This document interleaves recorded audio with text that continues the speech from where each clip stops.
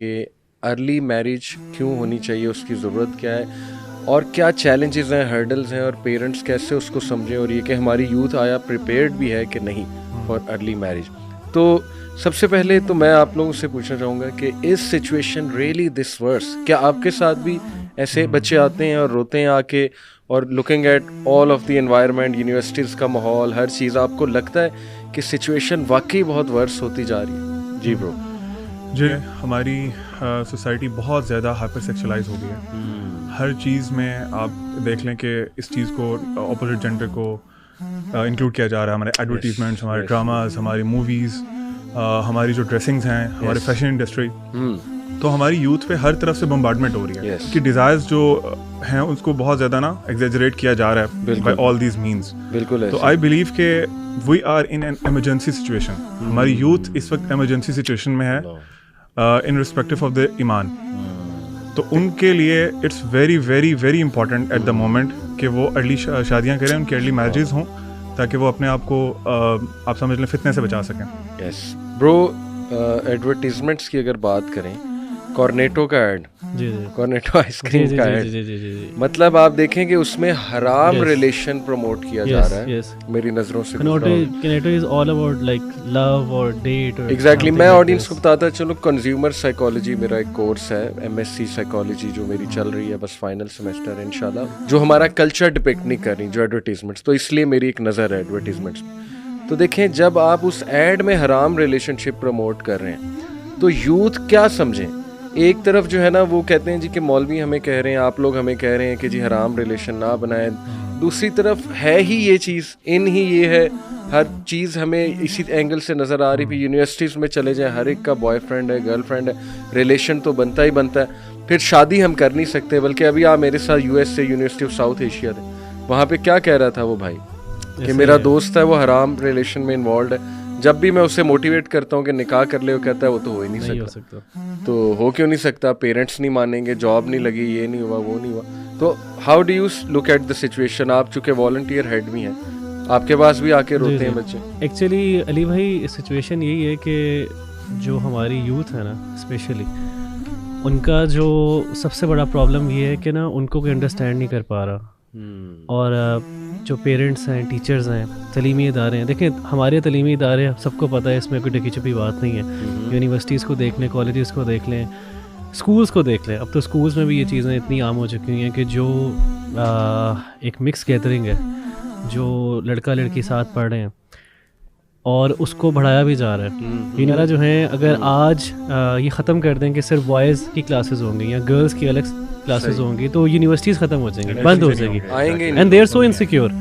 तो वो खुद इतना ज़्यादा हाइपर कर रहे हैं बच्चों को, लेकिन चैनलाइज नहीं करवा रहे, सुन नहीं रहे। वो कह रहे हैं ठीक है, हो रहा है तो होने दो। इस तरह पेरेंट्स हैं, उन्होंने आंखें बंद की हुई हैं, टीचर्स ने आंखें बंद की हुई हैं, क्योंकि उनको पता है कि अगर हम इनको इस तरफ लेके जाते हैं तो यूनिवर्सिटीज़ में कौन आएगा या कॉलेजेस में कौन आएगा।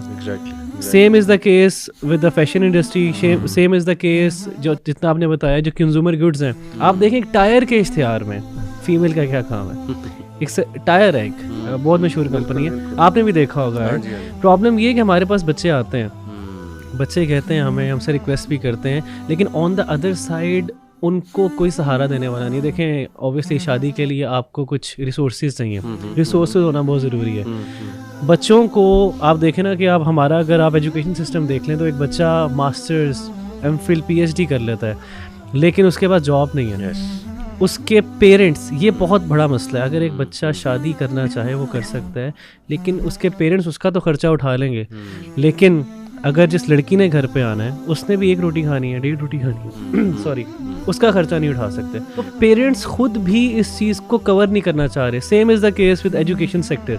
जब ये लोग सुन लेंगे बच्चों को और समझ लेंगे तो फिर कुछ सोल्यूशन निकल आ सकता है, लेकिन ये सुन ही नहीं रहे। असल अफसोस की बात ये है, और सोल्यूशन भी नहीं देना चाह रहे।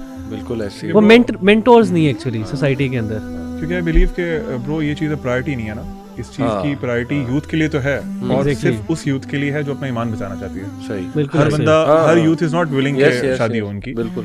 तो जो आप बता रहे हैं उनकी प्रायोरिटीज ये नहीं है। अब अनफॉर्चुनेटली अल्लाह ताला हम लोग को हिदायत दे एज ए नेशन, पेरेंट्स की प्रायोरिटीज भी ये नहीं है।